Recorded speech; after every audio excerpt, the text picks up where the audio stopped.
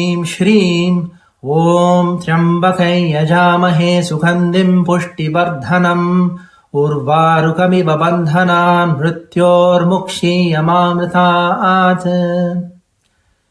My salutations to my dear Paramashiva. Namaskar, my name is Vijay Jyotish. Welcome to episode 2 on the season Astrology Meets Science. Today we will address and discuss the key question of whether there is God and if the concept of karma has any basis in reality. Nearly everyone, including myself, has experienced significant life challenges at some point of time in life. Yet in the face of that adversity, many of us have continued to work hard, be righteous, and do our very best to create beneficial outcomes in our life. But sometimes life continues to manifest obstacles, struggles, and failures. And under such circumstances, it can be very challenging to overcome these difficulties regardless of how hard and how smart one works. Some of us even pray fervently to God, but even these prayers are sometimes unanswered. While we deal with our own life's challenges, many of us have noticed that there are some people around us who have a very good life no matter what. The outcomes in their life are nothing but auspicious, despite them engaging quite regularly in verifiably wrongful and perhaps even sinful activity. To make things worse, some of these people do not pray or even believe in God, but yet they continue to enjoy opulence, success, and the very best in life. And all of this happens while many of us are struggling to succeed, despite doing our very best and even praying fervently to God. In our search for answers, we often turn to our religious and spiritual gurus. However, none of the answers I have come across from these gurus have been either convincing or satisfactory. Some responses are even diversionary, and the entire question is hijacked to further another religious or spiritual narrative instead of simply answering the question.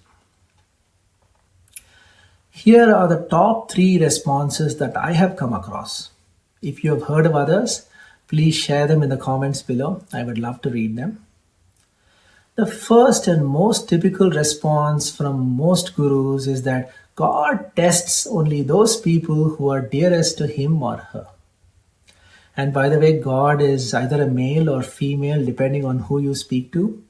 In this video, I'm going to stick with the he, him pronouns to keep the conversation simple and maintain focus on the main message of this video. The gurus also say that God wants to see if this individual has trust in God's plan. And they add that the path might be difficult, but great success awaits the devotee at the end of the journey. Then they also attempt to rationalize the fantastic life of these so-called bad people by saying that God gives them good things most of the time, but he will let them down when they need him the most. I don't know about you, but that response is not convincing, reassuring, or even fair to me. In any case, another popular response in Bharat is that वो लोग भोग के मार्ग पे चल रहे हैं. This is to say that these people engaged in wrongful activity and still enjoying themselves with success and opulence will never be close to God because they are on the path to illusory enjoyments. They add that these illusory enjoyments are temporary. It is here today and it could be gone tomorrow. But your love for God and his love for you is forever. I really don't know what is illusory about opulence. Honestly, I'd choose that on any given day and perhaps twice on Sunday compared to all these challenges and suffering you need to endure in order to be close to God. In any case, Bhagavan Shri Krishna in the Bhagavad Gita, chapter 18, verse 78, verily says, Yatra Yogeshwarah Krishno Yatra Partho Dhanurdaraha Tatra Shri Vijayo Bhutir Dhruva Nitir Matir Mama. The beautiful meaning here is that wherever there is Sri Krishna and wherever there is Arjuna, the supreme archer, there will also certainly be unending opulence, victory, prosperity, and righteousness. Of this you can be certain. But does this mean that Bhagavan Sri Krishna is also with the bad people who are living in opulence, luxury, and success, even though they are not righteous? I found this very confusing and it really made my head hurt. There's nothing wrong with this verse though. I just wasn't able to reconcile good results for bad people, so it's really just about me and my limitations. In any case, continuing with the theme that suffering brings you closer to God, the key message in this approach is that suffering brings a sense of surrender to God, and as such is a prerequisite for self realization. This is true if you think about it. You're really not going to be thinking about self realization, moksha, nirvana when enjoying yourself in opulence and decadence. Imagine yourself having a good time in Las Vegas, perhaps the Bellagio. Is God on your mind? Probably not. But I find that this sort of response that suffering brings you closer to God and that enjoyments are illusory is simply quite diversionary. It is helpful, but it does not really answer the question of why is it that bad people enjoy great results in life while the good people suffer. So unfair, right? And then there is another diversionary response from some gurus who quote the Bhagavad Gita, chapter 2, verse 47. It reads, Karmanye vadhikaraste ma phaleshu kadachana ma karma phala hetur bhur ma te sangotsva karmani. Forgive me if I kill the Sanskrit pronunciation in there, but this is what it really means. You have a right to perform your prescribed duties, but you are not entitled to the fruits of your actions. Never consider yourself to be the cause of the results of your activities, nor be attached to inaction. It's quite beautiful. I've got goosebumps all over. However, this is a fantastic lesson in psychology that will guarantee success because of the resulting mindset from this belief. But it still does not answer the key question of why is it that bad people have no consequences and they're enjoying their lives? Should they not suffer the consequences of their bad actions? Some actually seem to enjoy an entire life of nothing but power and opulence. How is this possible? As such, it is quite natural for many good people to wonder if there really is a God. And if there is any meaning to this concept of karma, which says quite emphatically that you will reap what you sow. As an astrologer, I can see the reasons for one's success and suffering in the horoscope of individuals. It is due to one's karma. And by the way, karma refers to both actions and results. But these folks do not appear to be reaping any negative consequences, no consequences for their karma. Here's where Vedic astrology can really help. It can explain what, why, where, when, and how karma can manifest desirable and undesirable events in this universe, and even provide details on what one can do to both alleviate undesirable experiences and enhance desirable outcomes.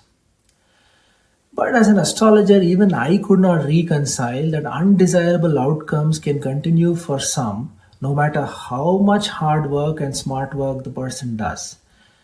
Even if this person did the right things 24 hours in a day, the outcomes do not change in some cases. And on the other hand, beneficial outcomes can continue for a person engaging quite endlessly in bad actions. This seems very unfair. Maybe there is no God, and maybe there is nothing called karma. And anything is game in order to live the best life. Sadly and thankfully, that is not the case. I've got some good news for you finally. I found a convincing and simple answer to this question in the depths of Shaiva Siddhanta. I can guarantee that you have likely not heard this answer anywhere else before. Well, at least I have not, so here it goes. There is definitely a creator. You can call him God or Shiva if you like. In addition, religions are just organized constructs for realizing this truth and the nature of reality. The universe is most definitely keeping track of all karma, good, bad, and selfless actions. Selfless when you do something without the feeling that I am doing this or the ego is doing this. Consequences for all karma is guaranteed. For good karma, there will be beneficial outcomes in the future. For bad karma, there will be undesirable consequences. And for selfless actions, you will not accumulate any karma. And you start your journey towards self realization, the Creator, God, Brahman. However, the manifestation of results for all karma is simply a function of time. It is exclusively governed by the Creator's own timing, not by your or society's moral compass or any personal assertions of justice and righteousness. Shaiva Siddhanta explains this very well. It suggests to think of every action as planting a seed in the garden of our existence. For example, some seeds like the coriander or cilantro as it's known in some regions in the West, it grows into a plant and you can harvest it in about 15 days. Some seeds like the rice grow into plants that can be harvested in about 120 days. Some seeds like the sweet cherry can take between 4 to 7 years to becoming a fruit-bearing tree. Some other seeds such as the white oak can take up to 100 years to reach a full-size tree. Likewise, each karma is a specific type of karmic seed. It is the Creator who decides the nature of this karmic seed and the timing of its results. Some karma has immediate results. Some others will mature slowly with compound interest to be given either in this lifetime or in the next. So as you can see, there is really no escape from the karmic consequences, even if one is blissfully unaware of this truth. So all of these people around us who seem to be enjoying opulence and success, they are simply harvesting the rewards of past life good karma. Yes, they have been good people in past lives. That crop is now ready to harvest today and it is plentiful. But if now they are engaged in endless negative actions, they are simply planting poisonous seeds. Some of these seeds will mature immediately, some a bit later, and some in another life. Paramashiva or the Creator alone decides this. So as you can see, it is very fair in the wisdom of our Creator. Consequences are guaranteed for all karma. I hope this was valuable to you. As always, thank you for your time today. If you're curious to see what's coming next, you'll find details in the description right below this video. I hope I've been of service to you today. I hope your life brims with auspiciousness. If you're interested in a personal astrological reading, you'll find details on my website, vijayjyotish.com. I've included a link to my website in the description below. Thanks again and have a fantastic day. Bye-bye.